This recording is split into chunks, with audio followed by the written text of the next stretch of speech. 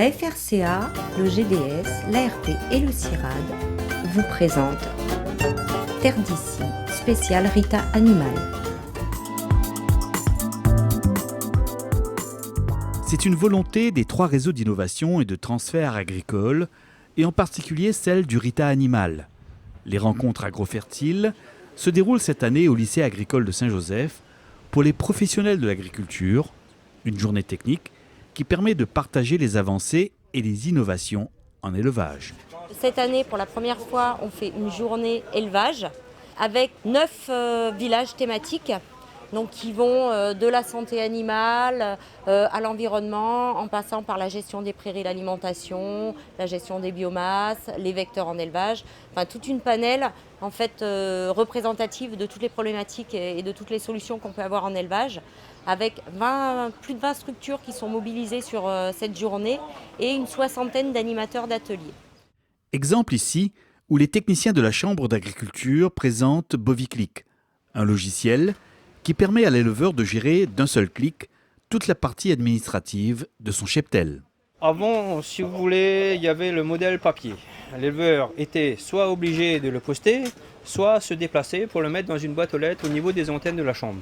Là maintenant, il est chez lui, il se connecte à son PC ou éventuellement il se connecte à son smartphone. Il envoie toutes les informations au LDE au niveau du réglementaire. S'il a une visite sanitaire, par exemple, il se connecte, il veut savoir une bête en particulier pour un traitement ou toutes les informations sur une bête, il suffit qu'il se connecte en un clic et c'est parti. C'est l'éleveur 2.0 là. Éleveur 2.0, exactement. Une application similaire est également disponible pour les éleveurs de porcs. Ça s'appelle Pig Connect. C'est une application qui permet de notifier tous ces mouvements porcins. Le chargement et le déchargement, tout ça en un clic. On a les animaux qui vont aller vers l'abattoir, les ICA, information chaîne alimentaire, qui seront dessus. L'éleveur, il va embarquer ses cochons dans son camion, il va marcher avec toujours son téléphone, avec les informations rentrées, son Pig Connect, il va arriver à l'abattoir, se connecter à l'abattoir pour justement avoir une traçabilité d'élevage à l'abattoir. Voilà. Pour les vaches, qu'elles soient laitières ou allaitantes, une application permet de calculer de manière très précise leur ration alimentaire. Un outil très utile aux éleveurs que le CIRAD présente notamment dans le cadre du Rita Animal. L'outil que nous avons développé est basé sur des outils informatiques que tout le monde possède, donc il est gratuit. Il reprend le système d'équation élaboré par l'INRA pour l'alimentation et le rationnement des animaux. Et donc il permet de faire le rationnement, c'est-à-dire de faire coïncider les apports alimentaires avec la production de l'animal. J'ai présenté un exemple sur les vaches laitières, j'ai présenté un autre exemple sur les vaches allaitantes. Connaissant la ration, c'est-à-dire le fourrage et les concentrés que vous apportez, vous en déduisez les performances des animaux. Donc un rationnement, c'est faire cette adéquation entre les apports de la ration, fourrage et concentré, et les besoins des animaux, que ce soit des laitiers ou des allaitants. Finalement, trouver l'équilibre entre les besoins de l'animal et puis ce qu'il peut produire. Oui, tout à fait. Faire du rationnement, c'est faire l'équilibre entre les apports et les besoins, mais à l'échelle individuelle, pour chaque vache. Les stades de lactation sont différents, les besoins des animaux sont différents, entre une laitière et une allaitante c'est différent. Et donc il s'agit de bien de faire cet équilibre apport-besoin pour chaque animal, à titre individuel.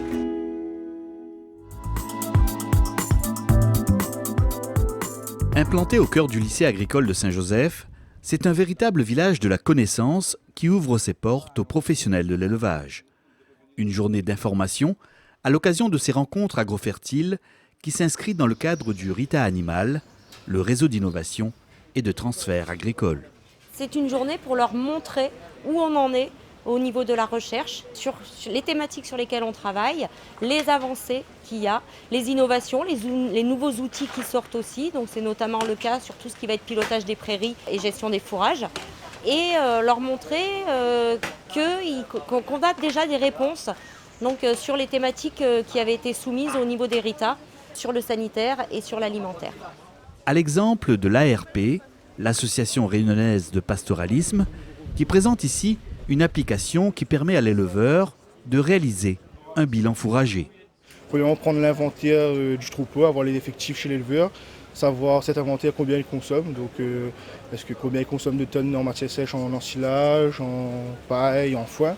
Et à côté de ça, mettre ce qu'il produit aujourd'hui. Donc par rapport à ses surfaces, à la propreté de ses surfaces, la densité d'herbe, les abords et la fertilisation qu'il emmène, est-ce qu'aujourd'hui il couvre ses besoins ou pas. Et nous, par rapport à ça, on a amené un conseil derrière sur la fertilisation, sur les modalités de gestion du pâturage.